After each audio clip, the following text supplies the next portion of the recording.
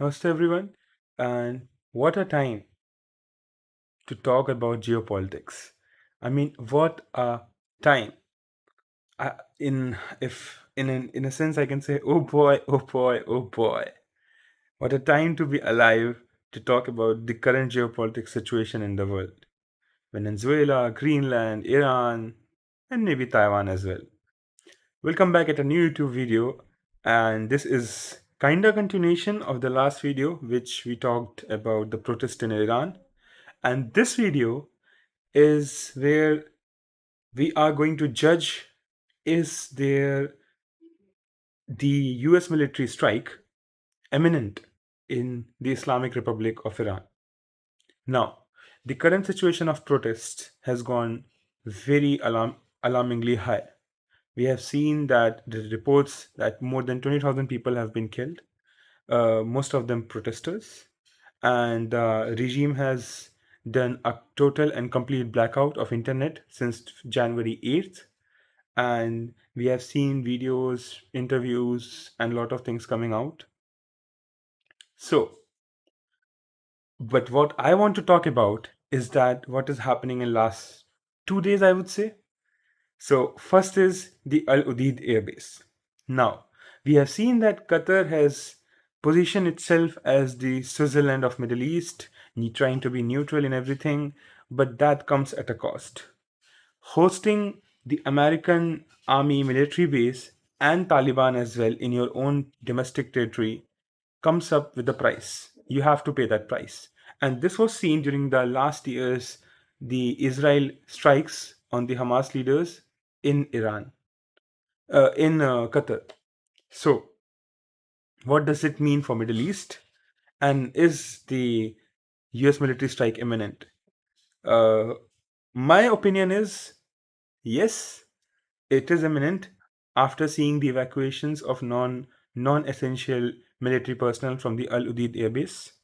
European flights, nearly all the European carriers diverging their flight path even before the NOTAM, which is issued today.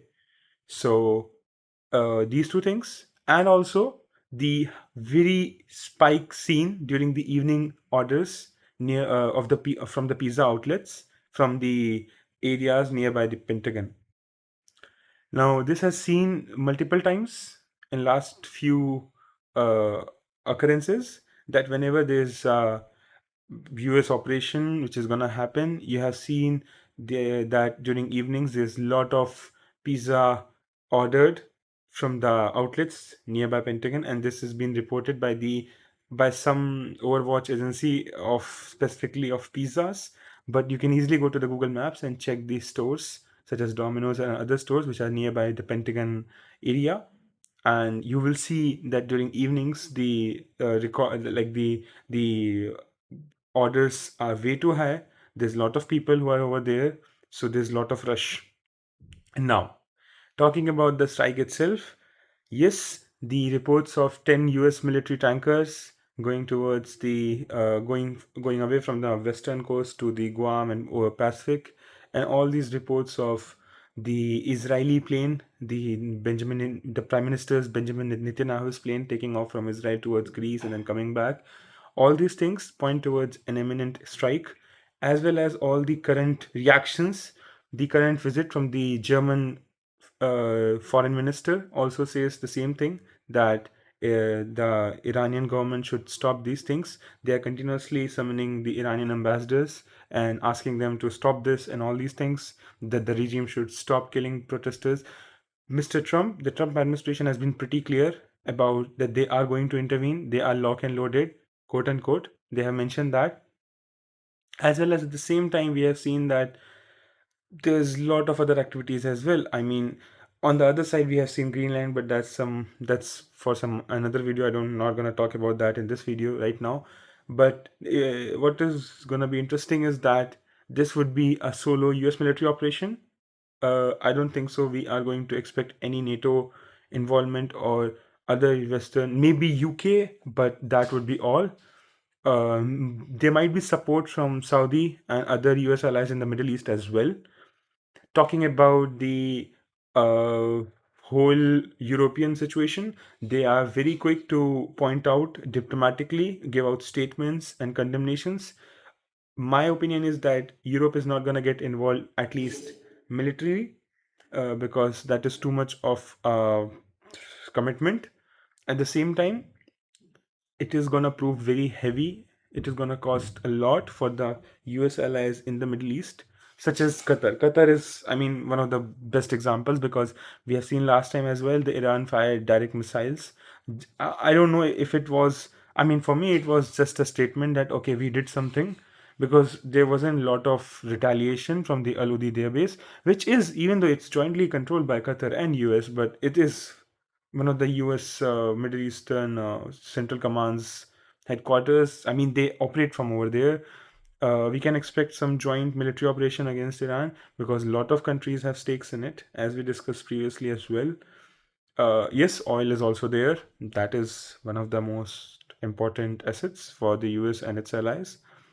At the same time, talking about the repercussions that the United States Middle Eastern allies will have to see, one of the most seen repercussions is the closure of the airspace as well as disruption in the public services in UAE, Kuwait, Qatar, and Bahrain. These four countries mainly, especially for UAE, where they operate the two of the Middle Eastern three, which is Etihad and Emirates, and the Qatar, which operates the Qatar Airways. Disruption of these flights means a lot because it's a very important source of revenue as well as recognition. Also, the current NOTAM, which has been issued for the Iranian airspace, this basically means that all the European planes will have to reroute them from the Persian Gulf to the Syria and via that route. They can't use the Iranian airspace. Some we might see some European planes using the Pakistan to Central Asia. Indian registered planes such as Indigo, which operates exclusively a lot of planes towards Central Asia. This is gonna mean maybe one or two are added to their itinerary because they will have to reroute their whole plane through Persian Gulf, Syria, and then over the Caspian Sea and then to Central Asia. Flights such as Tbilisi to Delhi, flights such as from Tajikistan and all these places where exclusively it's operated for Indian tourists. That is going to mean more than 1 and 2 hours because they can't operate from the Pakistani airspace. Talking about other repercussions, I would say that we are at the verge of an imminent strike. There might be some deal which might we see struck between the Western powers and Iran. What we've seen in Venezuela, I don't expect a similar thing, but maybe some kind of deal could be struck with relations to natural resource agreements or something like that. Maybe Iran allowing people, the International Atomic Energy Commission's inspectors to inspect its nuclear facilities 100%, or maybe giving them the 100% overwatch over their nuclear facilities. This agreement will means a lot because this would mean a lot for Western powers, but Israel, on the other hand, or other regional superpowers would want a total collapse, which is going to be very interesting to see. What is going to happen? Is there going to be a full blown military strike, or we are going to see some kind of diplomatic agreement reached in the middle? That's it for today, guys. Let me know what you think about this review, and we will be back with any update on this whole topic. Thank you so much for watching this video. This is Nila